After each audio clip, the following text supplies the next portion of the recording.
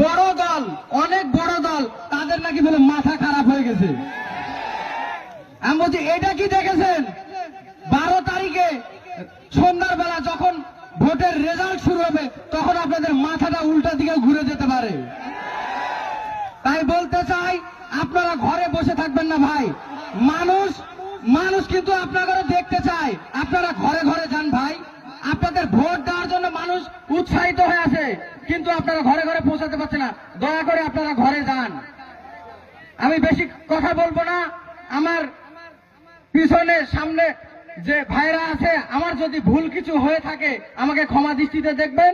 এবং আগামীর বাংলাদেশ হচ্ছে কি? দাঁড়িপাল্লার বাংলাদেশ। আগামীর বাংলাদেশ হচ্ছে ন্যায়ের বাংলাদেশ। আগামীর বাংলাদেশ হচ্ছে কি? ইনসাফের বাংলাদেশ। আগামীর বাংলাদেশ হচ্ছে হিন্দু মুসলিম বৌদ্ধ খ্রিস্টানের বাংলাদেশ। আমরা সবাই এক থাকবো তো? ঠিক আছে, আপনারা ভালো থাকেন। বাংলাদেশ জিন্দাবাদ, বাংলাদেশ জামাত ইসলামী জিন্দাবাদ। আমার বক্তব্য এখানে শেষ করলাম।